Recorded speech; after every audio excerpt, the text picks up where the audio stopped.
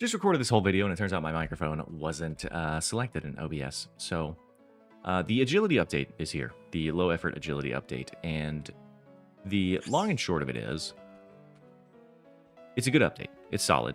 I don't think you would be able to like AFK this. You know what I mean? Like, you're going to have to be present at your device to do this. But it takes about... I've had some laps that are 2 minutes, obviously. I've had some laps that are, you know, about, on average. It's like 125-ish is what it's looking like if you're, like, fully present and tick perfect. But if you get a couple of 2-minute laps in there, somewhere in the range of 35k XP an hour, which is good. And it's fairly low effort. So from here to here is a very long animation. The issue is going to be these clicks here. So you have to do climb up, click over, click over. And they're in fairly quick succession, like less than 15 seconds apart. So here you go. We click one, click two. This finishes fairly quickly, all things considered. Like, if that was slower, this would be better. But you do have to do those 3 quick clicks in like pretty much less than 10 seconds. But this route and this route are both super duper long. So from here to here, we could probably count it next lap. It's pretty solid. Like, you could easily get up and, like, go fill your water or whatever while this is going on. It's not super long, but maybe, I don't know, 20 seconds. Like, this, you stall twice on this rope, which is just takes forever. So that's nice. Super low effort. Definitely a good update. So instead of taking 59 seconds, tick perfect, I think tick perfect now is 123. So I probably dropped... I think I dropped a tick here, so maybe it's like 122, but the 40% increase in time is pretty average. And it's nice that your first and basically last clicks are the longest ones. So you can sort of click this one, go do something really quick, or watch your show for 20 seconds, whatever you're doing. Watch your YouTube video, go find a different video, whatever. You can do whatever on this one, and then this is like where you have to be a little bit present. So... it's pretty good. It's probably something that I'll be doing on the side now because I'm running out of things to do on the side. I can like make dart tips for one more level, and then it's ZMI and this pretty much because, or no, I can do stim bikes, so we can still do that too. But we are closing into the max, and this is probably going to help the journey a little bit while I am doing other things or playing other games with friends, whatever I'm doing. But I still want to make progress on the scapes. This is here for me now, which is pretty nice. I assume if you're like playing a completely other game and like you can't really alt-tab to click, say you're playing like, I don't know, Overwatch or Apex or League or something like that, you probably will have to wait until you like die to alt-tab and click over sometimes, especially over there. On these two, you can probably wait a good bit, but I'm imagining that this course is going to be like 15 to 20k for the people who are actually super low effort side monitor contenting this course.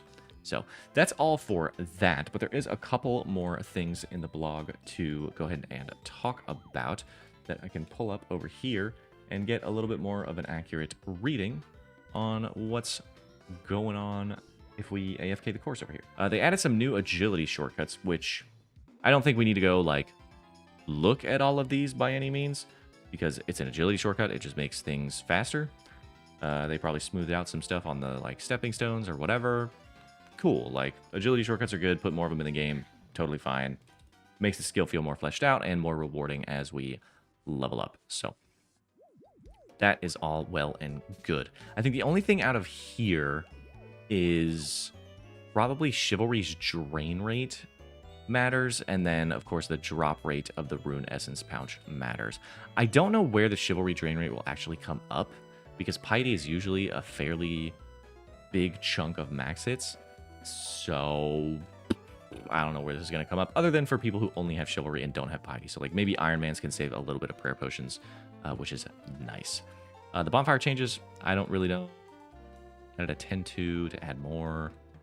If you have one type of log, make X will no longer appear. If you have more than one type, make X. Instead, you can use a lost try. Whatever. It's a bonfire. Bonfires are bonfires. Use the log on the bonfire. It's a bonfire. Cool. And this is probably the big thing. Chambers of Xeric loot changes. So everything on the Chambers of Xeric loot table is going down in value currently. Reason being, Ancestral is now 50% more common than it was. And it was very uncommon. So take it with a grain of salt. Ancestral is going to come down a little bit because over time, more people are going to be running Chambers. More people are going to have CMs, which is 64% increase to what it was. So over time, Ancestral is going to come down. Arcane and Dex are going to come back up, which is going to re-increase the profitability of the raid, the average profitability, I would say, because these are still your two most common rewards when you do get a purple light. So if these are more money, it should increase the average profitability, even if these come down a smidge, which they shouldn't come down that much. Tebow, I will say, was, when I bought it, 1.45 mil. It is now 1.28, sorry, 1.45 bill. It is now 1.28 bill. So I am down nearly 200 mil from where I locked in my Tebow. Yay me, very cool. But I wanted it, and I wanted to do Doom a little bit faster, so that's what we did. And no big deal. When you lock in gear, remember that when you lock in gear and you know you're not going to sell that piece of gear, it doesn't really matter what its price is anymore. It's not like you're getting rid of it, so who cares, right? The gear is still going to be as functional as it was before, no matter the value of it on the Grain Exchange. So don't be too butthurt if you have all these things in your bank and your bank value is suddenly like giga plummeting because the economy was already in a weird state anyway. The Elder Maul is sub 100 mil, which I think is very nice. If you want to upgrade your Dragon Warhammer at any point, this will be coming down very, very slightly over time. And I assume a lot of people offloaded at a higher price, so that is also probably impacting it a little bit. It shouldn't be that big of a change. It should be about a 15% change in its current value. Whoa, who would have thought? Over time. Obviously, this isn't going to be an instantaneous thing. Dragon Claws are about the same as a Void Waker now, as far as price goes. So we did just get that Burning Claws nerf. So if you're looking to upgrade your Burning Claws, Dragon Claws should be coming down a little bit over time as well. I believe they're like 39 mil as time of recording, which is roughly the same as a Void Waker. So pretty cool there. Kodai, I guess if you're still doing some Barrage Slayer, might come down a little bit, which is cool, because that guy doesn't really get too much use outside of Slayer and some Inferno runs, I suppose. But I don't even think it's Biss in like Inferno anyway, so. That's sort of it as far as the blog goes. The Mad Angel drop rates came out, which is actually really cool. So I just did this math in the last video. Aggie is 1 in 2,000. So this is the pet. This, if you get a minute kills on average, so if you're in max, basically, this is about a 33-hour pet, which is not bad at all considering how cool this pet is. I really like this pet. So I'll probably be going for this on stream a little bit because I want the pet. And that's about it. I want the pet. So I'll probably just drop a little bit of money on a granite hammer and go for this pet because I just want it. So if you want it, there you go. The other thing to mention is the medium clue rate is 1 in 25. So again, in max, about 25 minutes to get a medium clue scroll is not the end of the world. Obviously, it's still much faster to go do implings and maybe, I don't know, maybe pickpocketing guards or something like that. But this seems pretty good for medium clue scrolls, to be honest with you, if you didn't want to burn money on eclectic impling jars, which can get pretty expensive.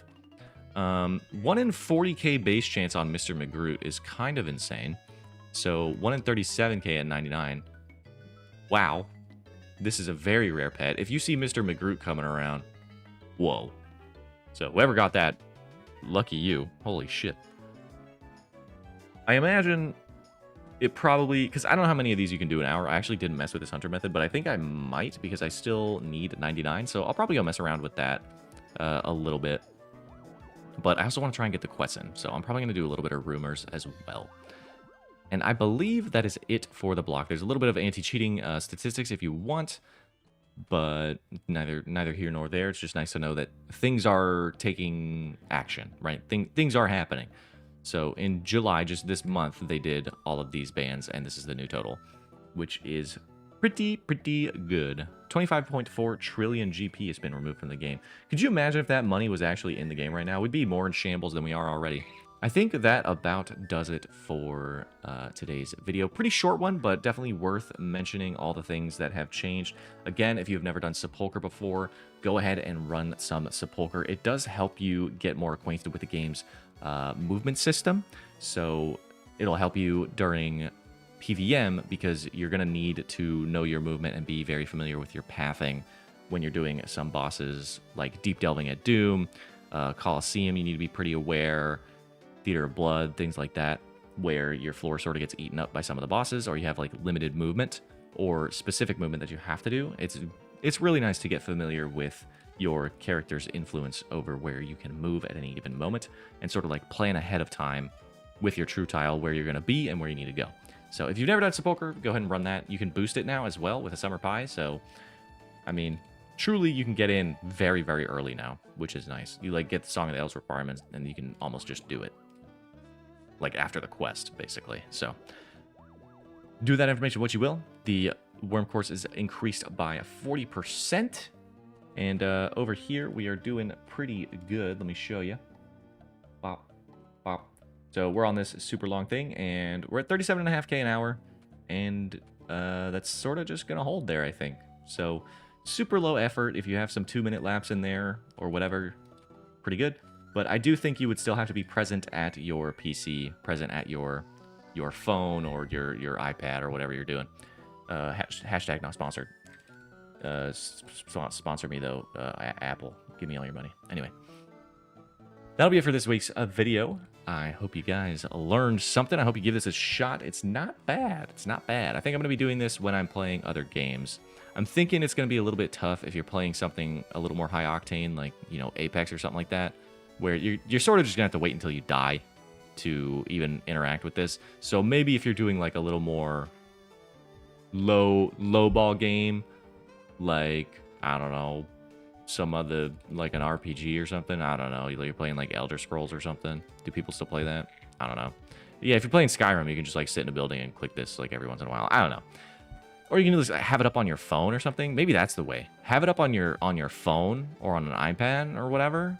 That might be the way. Have it up on a completely separate system so that you don't have to use your system to do it. That's the big brain strat. Anyway, anywhere from 30 to 40K an hour, maybe as low as 20 if you're doing super AFK, maybe as low as 10. But that still beats most other methods. So this is probably where we should be for agility if we're looking for an AFK low effort.